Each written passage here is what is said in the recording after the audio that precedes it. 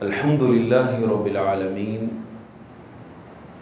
والعاقبۃ للمتقین والصلاة والسلام علی سید الانبیاء والمرسلین اما بعد۔ باب ہے برکۃ صاع النبی صلی اللہ علیہ وسلم و مدہ۔ جس طرح مختلف چیزوں کو ماپنے کے پیمانے ہوتے ہیں، آپ نے دیکھا ہوگا ہمارے ہاں دودھ کا بھی ایک پیمانہ ہوتا ہے، مختلف چیزوں کو ماپنے کے آلے ہوتے ہیں۔ اسی طرح نبی علیہ الصلوۃ والسلام کے زمانے میں ایک صاع ہوتا تھا اور ایک مد ہوتا تھا۔ تو نبی علیہ الصلوۃ والسلام نے اس بات کی دعا کی تھی کہ اللہ تعالیٰ مدینہ کے رہنے والوں کے صاع اور مد میں برکتوں کا نزول کر دے۔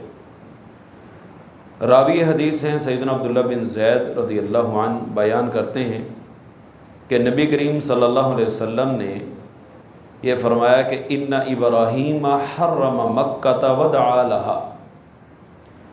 سیدنا ابراہیم علیہ السلام نے جس طرح مکہ کو حرم قرار دیا تھا اور اس کے باسیوں کے لیے دعا فرمائی، وحرمت المدینہ، میں مدینہ طیبہ کو حرمت والا قرار دیتا ہوں، کما حرم ابراہیم مکہ تھا، جس طرح کہ حضرت ابراہیم علیہ السلام نے مکہ کو حرمت والا قرار دیا۔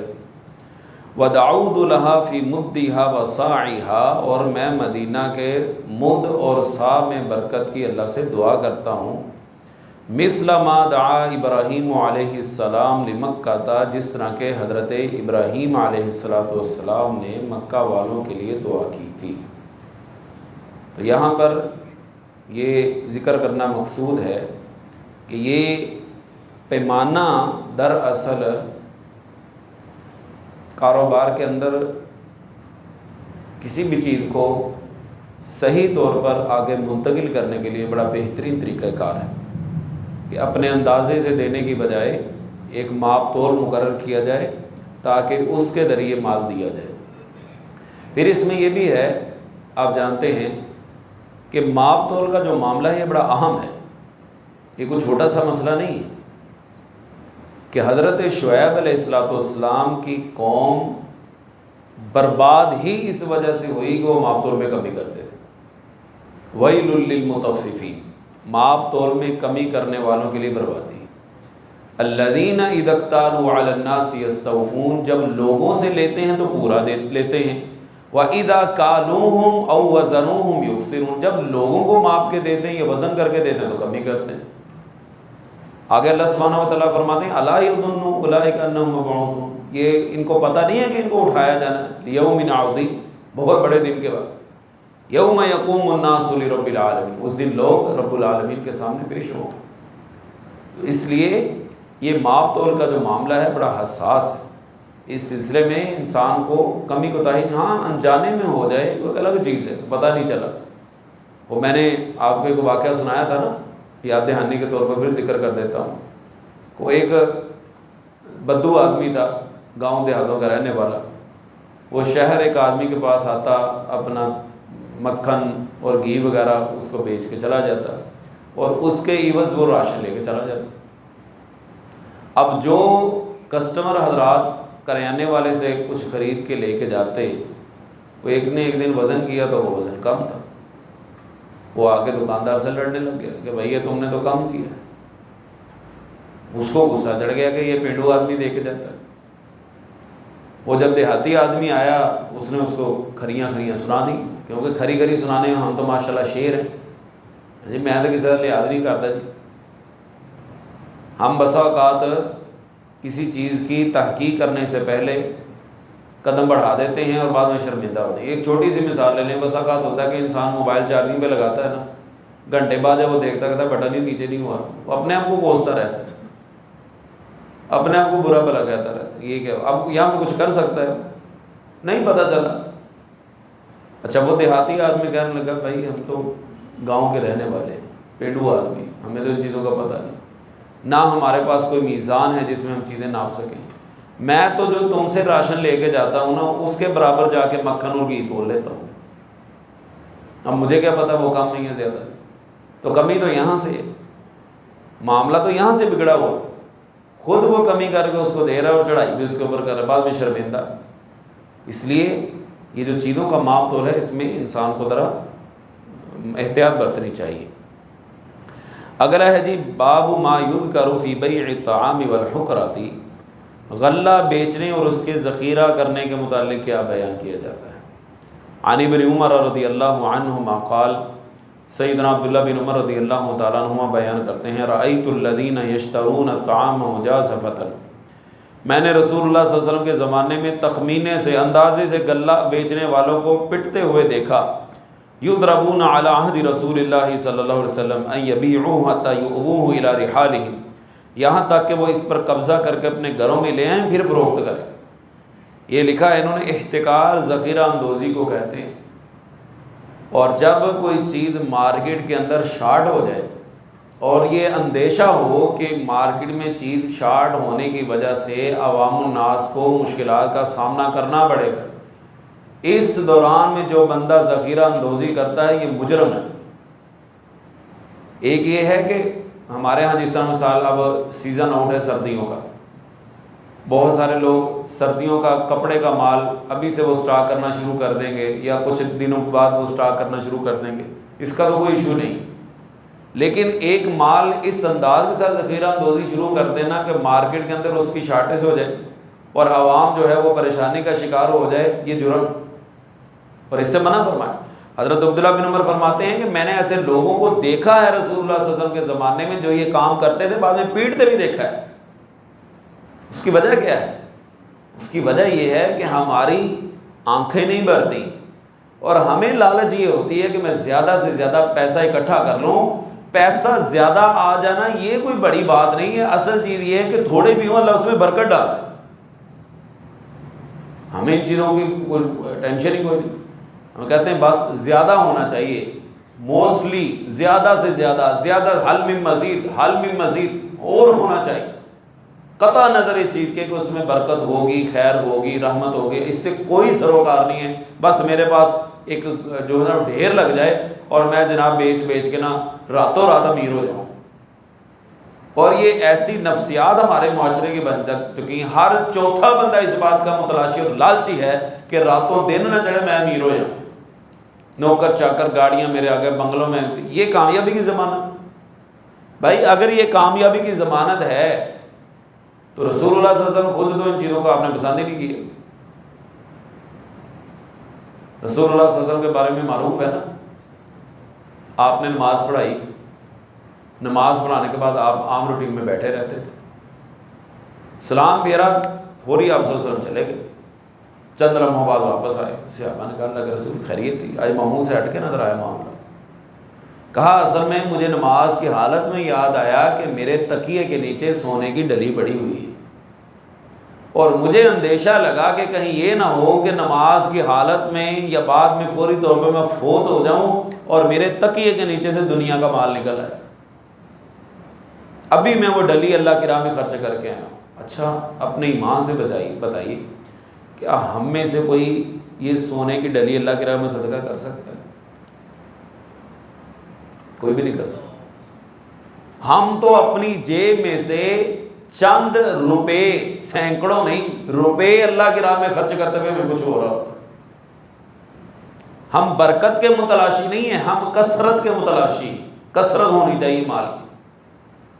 اگر یہ کامیابی کی ضمانت ہے تو بہت سارے صحابہ جو ہیں وہ ان چیزوں کی طرف دھیان ہی نہیں دیتے تھے، تو پھر کیا نعوذ باللہ ناکام ٹھہرے۔ جس چیز کو تلاش کرنا چاہیے تھے اس کے میں تلاش ہی نہیں۔ اچھا مال آ گیا جی بہت زیادہ، اب اس حساب سے نظام بھی ویسے ہی چلتا ہے، چکر بھی ویسے ہی چلتا ہے، بیماریاں، ٹینشنیں، لین دین کے معاملے، خدا نخواستہ پارٹی پیسے لے کے بھاگ گئی۔ پچھلے دنوں مجھے ایک آدمی بتانے لگا بندہ رات کو سویا کروڑوں پتی اور صبح اٹھا فیکٹری جانے کے لیے اس کے پاس کرایہ بھی نہیں تھا، راتوں رات ہی بندہ اس کی ساری فیکٹری، کوئی پارٹنر تھا اس کے ساتھ، وہ بیچ کے پیسے لے کے بھاگ گیا۔ اب کیا کریں؟ وہ جتنا زیادہ ہوتا ہے اتنی ٹینشن بھی اتنی زیادہ بڑھتی۔ اس لیے انسان کو کثرت کی طرف نہیں جانا چاہیے، برکت ڈھونڈنی چاہیے، جو اس وقت ہمارے معاشرے میں ختم ہو چکی. نبی علیہ السلام کا فرمان ہے کہ ایک آدمی کا کھانا 2 آدمی کو کفایت کر جاتا ہے، 2 کا 3 کو کر جاتا ہے، 3 کا 4 کو کفایت کر جاتا ہے. آپ ذرا تھوڑا سا پیچھے جائیں، ماضی قریب میں لوگ کھانا کھاتے تھے نا، آیا یار تم ہی آیا کھا لا، آیا تم کھا لا. اب کسی کی نظر آتی ہے وہ چھپا لیتا ہے، تو برکت کہاں سے آئے؟ وہ کھانے کے باوجود بھی اس کی بھوک نہیں مٹتی. وہ میں اکثر مثال دیا کرتا ہوں نا کہ ہم نے کم از کم، میں نے اپنی ہوش میں یہ چیز دیکھی ہے کہ گھر کے اندر اولاد ہے ماشاءاللہ 10 12 بچے، اور ایک فرد کمانے والا ہے. وہ اس بات سے کوئی نہیں اکتاتا تھا، وہ کماتا تھا، سارے بیٹھ کے کھاتے تھے اور ضرورتیں بھی پوری ہوتی تھی. اب ماشاءاللہ فیملی بھی شارٹ ہے. ہمارا یہ بھی ایک المیہ بن چکا ہے نا، ہم نے رشتے بھی کرنے ہو تو ہم کہتے ہیں جی فیملی مختصر ہونی چاہیے 3 4. میں نا ایک دن اپنی والدہ کے پاس بیٹھا ہوا تو میں ان سے کہنے لگا کہ یہ بڑی فیملیوں کا کیا کنسپٹ ہے، یعنی اب لوگ چھوٹی فیملیوں میں رشتے کو ترجیح دیتے ہیں تو بڑی فیملیوں کے اندر کیوں نہیں دیتے، پہلے لوگ کیوں ترجیح دیتے تھے؟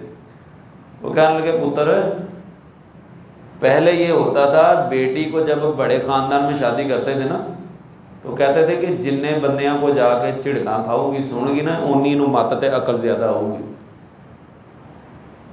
اب پہلے کہتے ہیں جی 3 4 جڑے نا گھر دے ممبر ہونے چاہیے، بہتے جڑے نا سیاپے ساڈی دھی نہیں بھگت سکتے، تے نہ سیڈے جوگے جی 5 5 7 7 بھੈਣਾਂ وا کنوں کنوں ملدی پھرو گی، یہ تو پوری زندگی ایسے کام جبھی رہو گی. یعنی ہم دیکھتے تھے کہ 10 12 افراد کر کے ہیں، کمانے والا ایک ہے، سب کی پوری ہو رہی ہے، اللہ تعالیٰ ان کی ضرورتیں ساری پوری کر. اب سارے ہی کما رہے ہیں، کسی کی بھی پوری نہیں پڑ رہی، برکت ختم ہو گئی. ہر بندہ چوہا لگا رہا، وہ اپنا چھپا رہا ہے سارا کچھ کہ میرے بارے میں کسی کو پتہ نہ چل جائے. اچانک ایک دن رونما ہوتا ہے، پتہ چل جائے کہ اس نے تو باہر جناب مکان لے لیا 10 مرلے کا، گاڑی بھی لے لی، یہ بھی لے لیا، کہنا میں جا رہے ہیں السلام علیکم. تو برکت کہاں سے آئے؟ اتفاق، اتحاد، اجتماع، اس کے ذریعے برکت ہوتی ہے. گھروں کے اندر برکتوں کا نزول ہوتا ہے، لیکن معذرت کے ساتھ یہ ہماری چیزیں ختم ہوتی جا رہی ہیں. بہرکیف ذخیرہ اندوزی کرنا یہ کسی طور پر بھی جائز نہیں ہے جس سے عوام الناس کو پریشانی ہو. اور آپ کو پتہ ہمارے معاشرے کا یہ جو چینی کا معاملہ ہے، میں سن 74 کے اخبار کالم پڑھ رہا تھا، اس میں بھی وہی تھا کہ حکومت جو ہے نا وہ ذخیرہ اندوزوں کے ساتھ کارروائی کر رہی، عوام کھجل خراب. یعنی سن 74 سے لے کر آج 23 تک دیکھ لیں، ہم آج بھی وہیں پہ کھڑے، 1 انچ نہ ہم آگے بڑھیں بلکہ پیچھے ہی ہوں گے. میرا خیال آگے نہیں بڑھے، ہمارے مسائل آج بھی جوں کے تو ہی ہیں. اگلی حدیث ہے جی سیدنا عبداللہ بن عباس رضی اللہ تعالیٰ عنہ کی، ان نبی صلی اللہ علیہ وسلم نہا ان یبیع الرجل طعاما حتی یستوفیہ.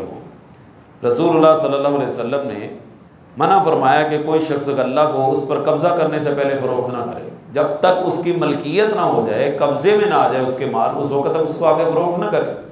جب اس کے پاس مال آئے گا وہ اس کی ریشو دیکھے گا، اس کی کوانٹی، اس کی کوالٹی دیکھے گا، اس کے مطابق اگلے کسٹمر کے ساتھ ڈیلنگ کرے گا، پھر ہی مال بھیج سکے گا.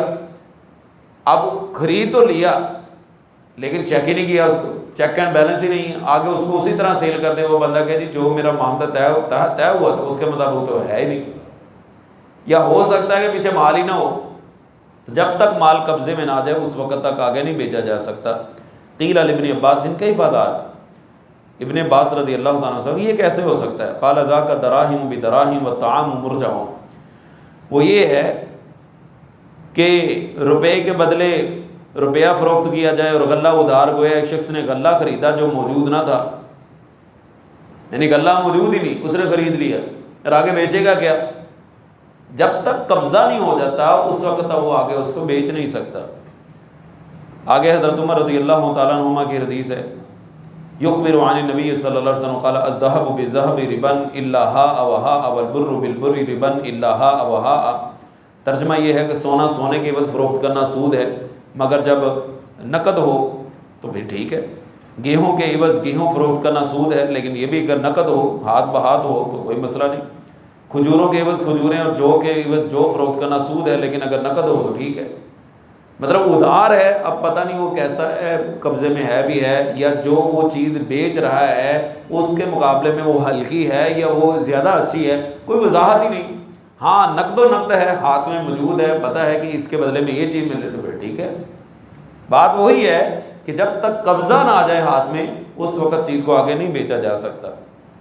اگلا مسئلہ بھی بڑا اہم ہے، لا یبیع علی بیع اخیہ ولا یصم علی صوم اخیہ حتی یأذنہ او یترکہ۔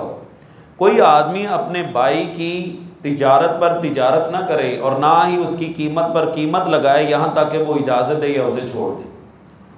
مطلب ایک بندہ اس کی دوسری پارٹی کے ساتھ ڈیلنگ ہو رہی ہے، ابھی ان کی آپس میں بحث مباحثہ ہو رہا ہے، چل رہا ہے سلسلہ، یہ چودھری آن کے بچان کے کہنا میں لاکھ روپیہ دوں مالدار، تو 75,000 لایا ہے، اس کا ریٹ ہی خراب کر دیا۔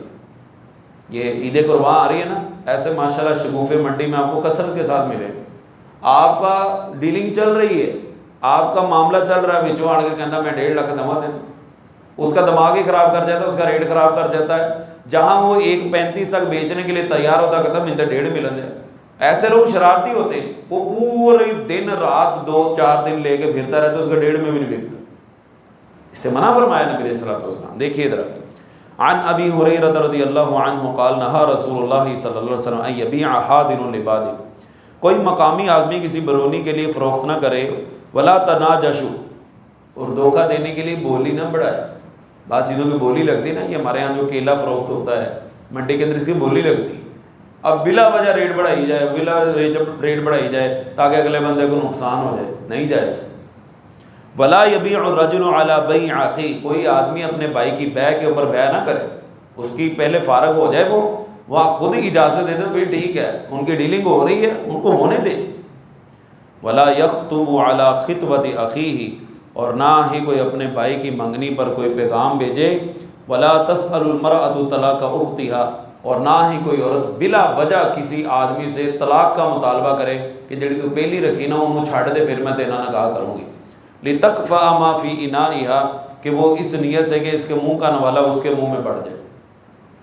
2-4 چیزیں بیان ہوئی، ایک تو یہی ہے کہ جو بندے کی کاروبار کی ڈیلنگ ہو رہی ہے وہ خراب نہیں کرنی۔ دوسرا اسی طرح اگر کسی فیملی کی بات چل رہی ہے نکاح کی، رشتے کی، اب جب وہ رشتے میں دیکھ کے ان کو نہیں سمجھ آیا پھر آپ اپنی بات چلا رہے، ابھی ان کی بات چل رہی ہے اس میں اپنی انٹری کر دینا اور ان کا بھی رشتہ خراب کر دینا، وہ ہمارے پنجابی میں کہتے ہیں نہ کھیڈاں گے نہ کھڈاواں گے بچ بسوڑی پاؤں گے۔ یہ حرکت کا ارتکاب کرنا، اس سے رسول اللہ صلی اللہ علیہ وسلم نے منع فرمایا کہ اگر ان کی آپس میں سیٹنگ نہیں ہو سکی، نہیں ان کو سمجھ آ سکی تو پھر ٹھیک ہے آگے چل جائے، لیکن اگر وہ ان کا چل رہا ہے تو چلتی ہوئی گاڑی کے اندر آپ جو ہے وہ اپنا سلسلہ بیچ میں دخل اندازی کریں، اس سے منع فرمایا نبی علیہ الصلوۃ والسلام۔ اور اسی طرح کوئی عورت جو ہے وہ مثال کو مرد کسی سے شادی کرنا چاہتا ہے، دوسری شادی کرنا چاہتا ہے، وہ یہ شرط لگائے کہ میں تیرے ساتھ شادی اس شرط کے ساتھ کروں گی تو پہلی بیوی کو طلاق دے، کوئی وجہ ہے، کوئی ٹینشن، کوئی پریشان نہیں، بس اس کو طلاق دے گا تو میں تیرے ساتھ شادی کروں گا ورنہ نہیں، اس سے بھی منع فرمایا نبی علیہ الصلوۃ والسلام۔ لہذا یہ چیزیں جو ہیں معاشرے کو برقرار رکھنے کے لیے ہیں اور اس کو استحکام اور دوام بخشنے کے لیے، لیکن ہمارے معاشرے میں یہ چیزیں اب ایسے محسوس ہوتا ہے جسے نا یہ دین صرف مسجد تک محدود رہ گیا ہے، سنتے ہیں ہاں جی ہم کرتے ہیں چلے جاتے ہیں، کرتے ہیں اپنی مرزمانی، اپنی مرضی کرتے ہیں۔ دین جو ہے نا وہ صرف مسجد کے حد تک محدود ہو کے رہ گیا ہے، نہ ہمیں اپنے گھروں میں نظر آتا ہے، نہ اپنی مارکیٹوں میں نظر آتا ہے، نہ ہمیں اپنے آفس میں نظر آتا ہے، کسی جگہ پہ اس کا جو ہے نا وہ عملی طور پر اظہار نظر نہیں آتا۔